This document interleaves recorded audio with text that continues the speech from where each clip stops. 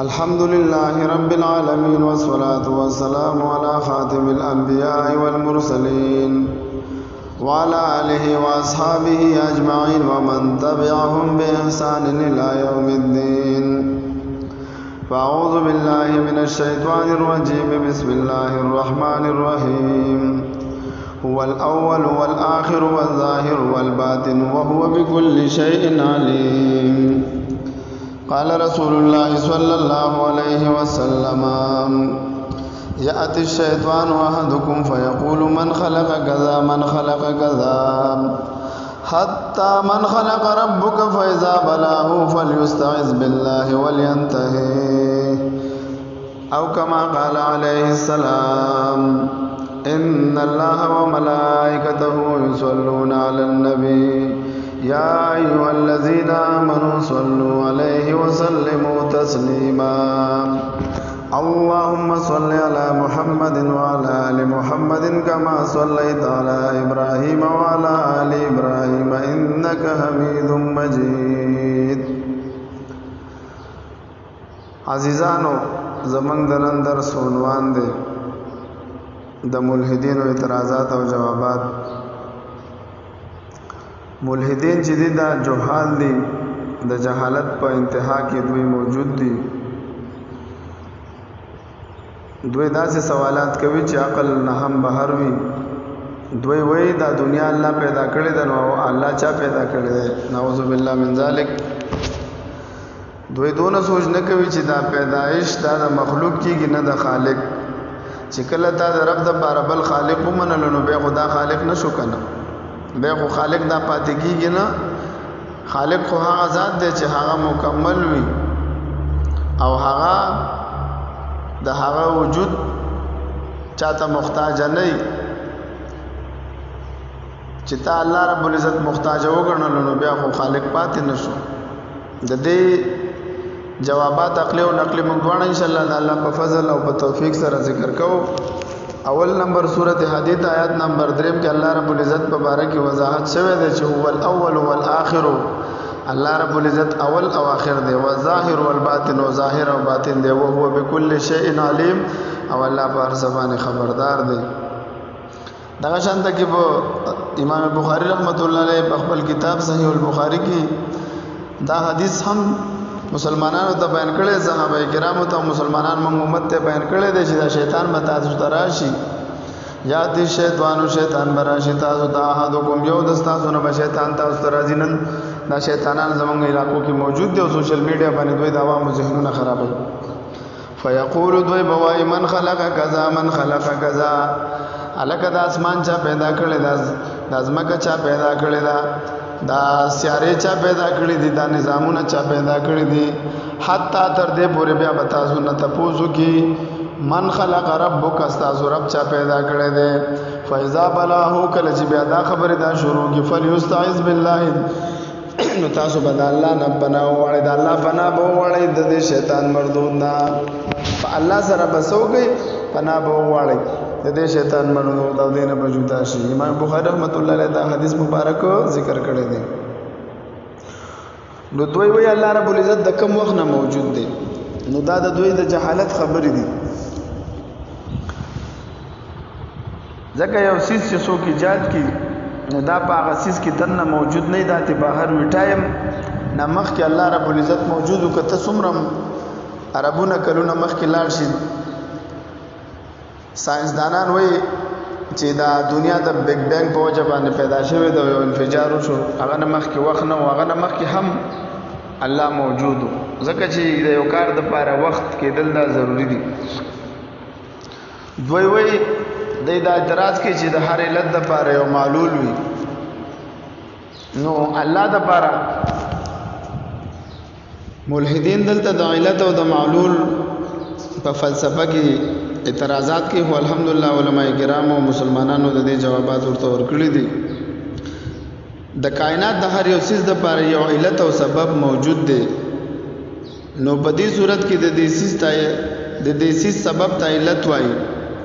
او د دې چیز ته معلول وایي. نو د کائنات او علت او سبب الله تعالی دی،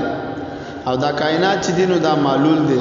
نو اوس دی دا سوال کوي چې را د هر څه لپاره یو علت او سبب وي نو دا الله د لپاره علت او سبب کوم یو دی یعنی دا الله رب العزت موجود کیدو څه سبب دی او په بل الفاظ سره د داسې وایي چې را دا دنیا الله رب العزت پیدا کړي الله رب العزت چا پیدا کړي نعوذ بالله من ذلک نو موږ ورته د الله په فضل سره ګڼ جوابونه ورکړي دي یو جواب ورته موږ دا هم ورکو چې د یو سیز د ثبوت لپاره دا دوه خبرې پکار دي چې دا خلاف عقل نه وي او رښتینی خبر سره ثابت وي خلاف عقل داسې نه وي لکه الله رب العزت موجود دی نو څنګه موجود دی چې په دنیا کې څومره سيزونه جوړ شوي دي ایجاد کړي دي دا چا ایجاد کړي دي د دین وروسته څوک موجود دی که هغه جهاز دی که هغه موبایل دی او که لپټاپ دی که کمپیوټر دی او دوی بیا بل سوال کوي چې دا الله رب العزت خو په تاسو وایئ چې الله رب العزت د زمان او د مکان نه ماورا دی نو د چې دا دنیا پیدا کړل نو دا زمان کې د زمان او مکان کې د څو کو شرکت وکړو نو موږ ورته وایو دا زمان او مکان دا مخلوق دی او انسان چې په خپل مخلوق کې هم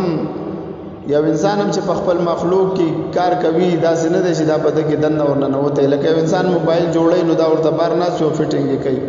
دغه شان ته کې دا دنیا الله رب العزت پیدا کړې ده نو الله رب العزت د زمان او د مکان نه ماورا دی نو موږ وایو چې خلاف عقل دا هم نه ده ځکه چې دا دنیا کې هر یو چیز ایجاد کوونکی شته نو ټول دنیا ایجاد کوونکی الله رب العزت دی او دغه شان ته کې رښتونی خبر سره دا ثابت دی چې هغه انبیای کرام دی یو لک سلیر زره کم او بیش انبیای کرام د الله رب العزت د وحدانیت اقرار کړی دی الله رب العزت موجود دی بیا امام الانبیاء حضرت محمد صلی الله علیه وسلم د معراج په شپه الله رب العزت سره ملاقات کړو د معراج پورا واقعه د سدرۃ المنتهى کې او الله رب العزت عرش ته غوښته د معراج کوم مشهور واقعه چې ده نو دا د ملحدینو هغه دوکوي چې مسلمانانو لور کوي چې را دا دنیا الله پیدا کړي نو الله رب العزت چا پیدا کړي دا یاد ساتي تاسو په داسې او خالق منئ چې هغه مکمل وي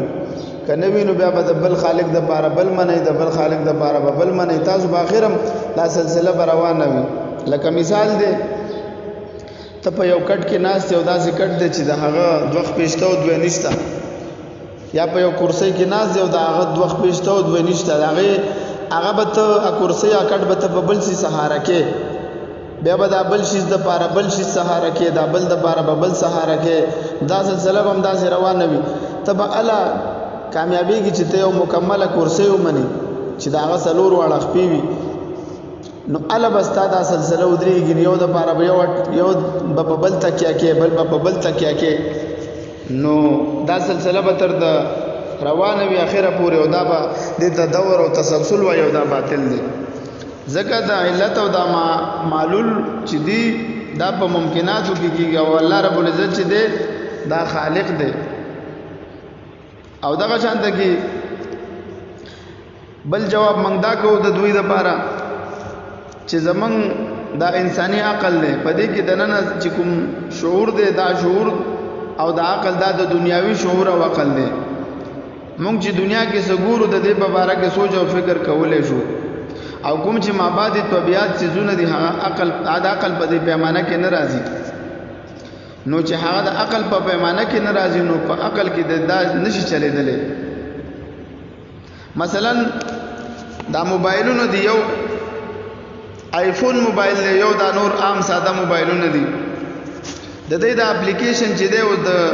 پلی سٹور چې دی دا په دې عام موبایلونو کې چلیږي خو د آیفون په موبایل کې د پلی سٹور دغه نه چلیږي دغه شان د کی زمون عقل د دنیا په سيزونو کې غو چلی دی چې غو ما بعد طبيعت سيزونو کې دا نه چلیږي د نور جهانونو په جندل لپاره هغه میزان او تل جدا ده چې هغه وخی ده تبه دا وحي په ذریعہ سره بدتسکی الله به پیژني نو دلته دوی دا بنیادی غلطی کوي د بلې دنیا سيزونه د دنیا په عقل سره معلوموي او دا خبره د دوی باطله ده دوی وای چې الله موجود دی نو بیا په نظر ولې مونږ ته ناراضي نو دا خو دارالامتحان دی چې دا په نظر باندې راغی نو بیا خو بس هر سړی به ایمان راوړي الله رب العزت دا د غیب ایمان ولې خوښ دی الذين يؤمنون بالغیب ويقيمون الصلاة. د مؤمنانو صفت دا بیان کړل دي چې دا هغه کسان دي الذين يؤمنون، دا هغه کسان دي بالغیب چې دوی په غیب باندې ایمان راوړل دي. نو چې الله رب العزت په دنیا کې بستر کو باندې ولیدل بیا خدا غیب ختم شو. نو خلاصه دا شولا چې الله رب العزت خالق دی، دا ټول هر څه پیدا کړی دي. الله رب العزت د وخت نه مخکې هم موجود بیا به موجود دی، اولم دی او اخرم دی. دوی چې وایي چې هر یو سیز د پاره یو علت وي، نو د الله د پاره علت څه شي ده؟ نعوذ بالله. نو الله رب العزت نو خلاصه دا شوله چې دا ټول کائنات د پاره علت خو الله رب العزت دی، خو الله رب العزت معلول نه دی، ځکه الله تعالی د کائناتو نه خارج دی. ما سوا الله د کائنات او عالم دی. الله رب العزت دا د کائنات نه خارج دی، او زمونږ تجربات او د علم د اقسام د علت او د معلول دا وضاحتونه دا په کائناتو کې کیږي او دا په ممکناتو کې کېدای شي. او الله رب العزت چې دی دا واجب الوجود دی.